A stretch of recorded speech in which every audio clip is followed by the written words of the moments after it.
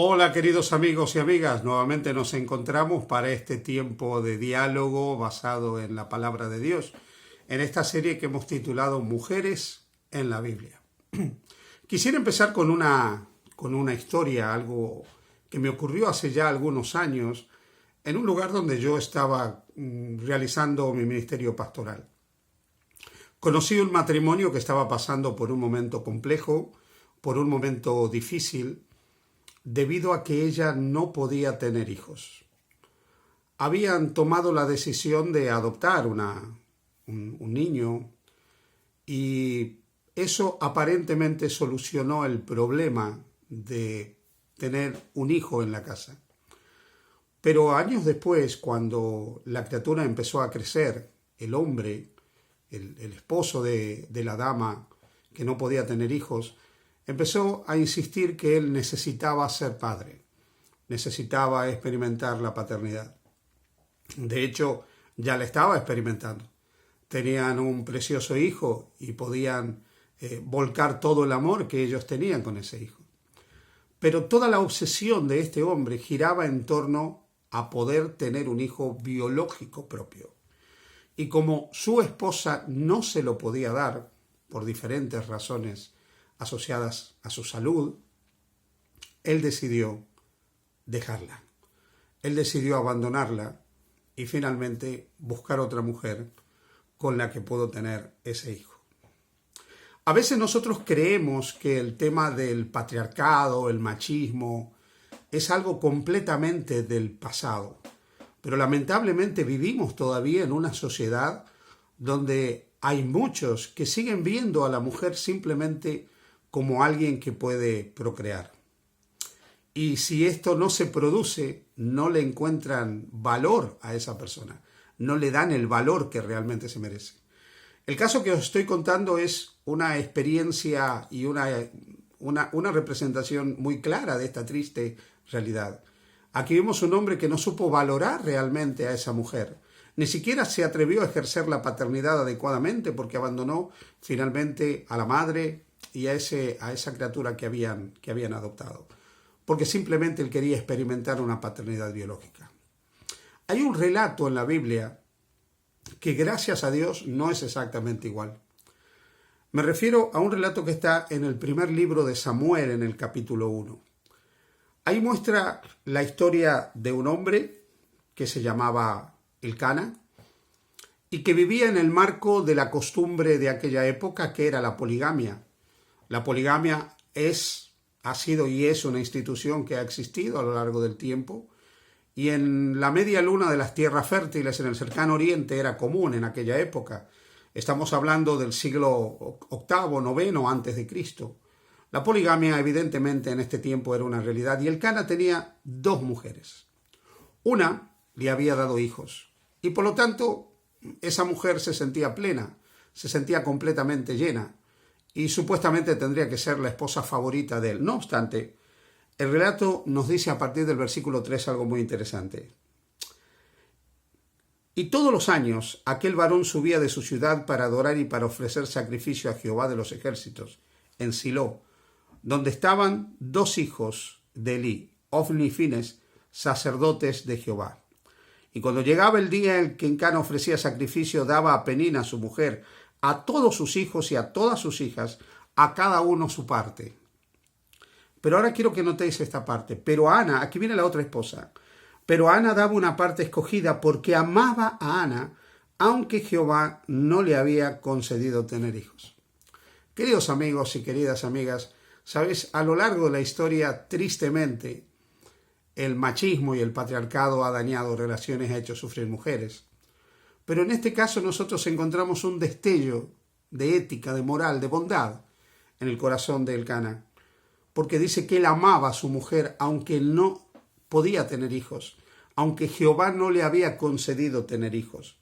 De paso, nuevamente nos encontramos aquí ante una expresión muy hebraica. Jehová no le concedió tener hijos, como si Dios fuera el responsable de que ella no tuviera hijos. La Biblia siempre presenta a Dios como autor de lo que no impide, era la manera de hablar que tenían los hebreos, pero en realidad no sabemos exactamente cuál era el problema que tenía Ana por el cual ella no concebía. Y lo que sí encontramos es que el versículo 16 dice que la vida de esta mujer era muy triste. El versículo 6 dice, y su rival, la otra esposa, Penina, la irritaba enojándola y entristeciéndola porque Jehová no le había concedido tener hijos. Así hacía cada año cuando subía a la casa de Jehová. La irritaba así, por lo cual Ana lloraba y no comía. Hay otra realidad que se presenta aquí y es las tristes consecuencias de la poligamia. La poligamia nunca entró en el proyecto de Dios. Jamás fue el plan de Dios que existiera la poligamia. Dios creó el matrimonio monógamo y heterosexual para que un hombre y una mujer en el marco del amor y de la lealtad y de la ayuda mutua pudieran desarrollar una vida feliz e incluso poder tener una prole y vivir para ellos y con ellos. No obstante, nosotros encontramos en el versículo 10 algo que dice acerca de Ana. Y ella, con amargura de alma, oró a Jehová y lloró abundantemente. Ana vivía una situación muy difícil. Ana vivía una situación muy complicada. No solo vivía en el marco de la poligamia de aquellos días, no solo era estéril, no podía tener familia, sino que independientemente del amor que tenía su marido por ella, entendido en la época y en el contexto, evidentemente, ella vivía el trauma de no experimentar la maternidad.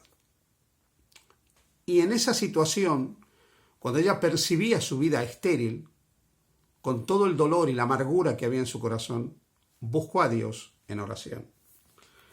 La palabra de Dios nos dice en el versículo 12 que esta mujer, evidentemente era una mujer de oración, dice, oraba largamente. Ana hizo de la oración la fuerza de su vida. Ana hizo de la oración aquello que la podía habilitar para enfrentar las dificultades y los inconvenientes por los cuales ella estaba viviendo.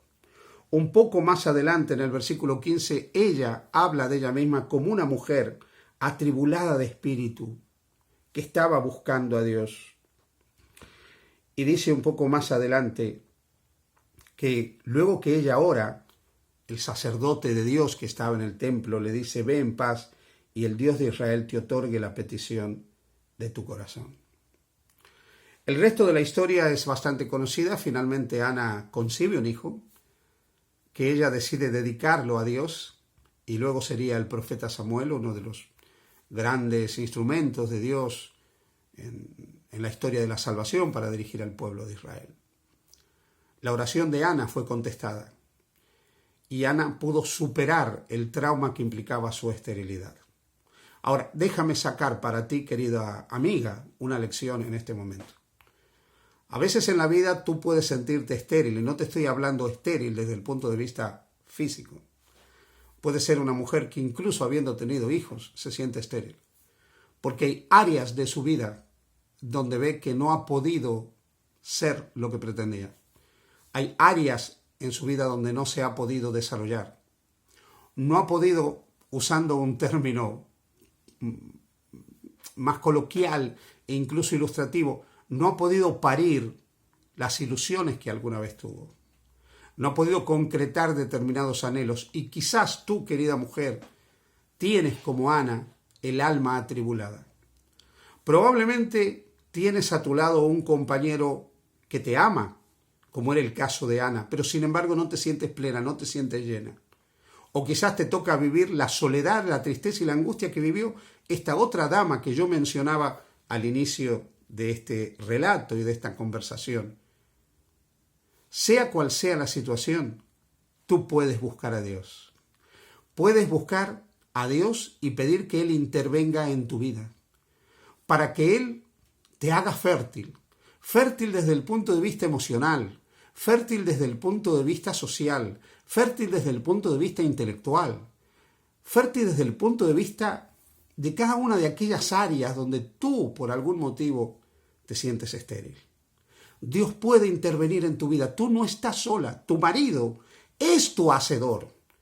Tu marido es el Dios de los ejércitos. Puedes estar al lado de una persona que te ama, pero por algún motivo, por algunas circunstancias, hay cosas que tú no has logrado. Pero de la mano del Señor puedes sentirte plenamente realizada. Y Él puede abrir caminos y trazar sendas y traer soluciones para que tú realmente puedas superar todo aquello que te tiene atribulada de espíritu. Por eso en esta mañana te quiero invitar que sea cual sea la circunstancia de tu vida, sea cual sea lo que ocurra, en primer lugar, recuerda que para Dios eres inmensamente valiosa. Tú eres una joya para Dios. Eres corona de la creación para Dios. Y Dios te ama con un amor más fuerte que la muerte, que nada ni nadie puede evitar. Y porque Dios te ama, está dispuesto a hacer contigo maravillas. Así que confía en el Señor y como Ana, lleva tus peticiones a Dios, que Dios sabrá hacer lo que tú necesitas. Que Dios te bendiga. Feliz día junto al Señor.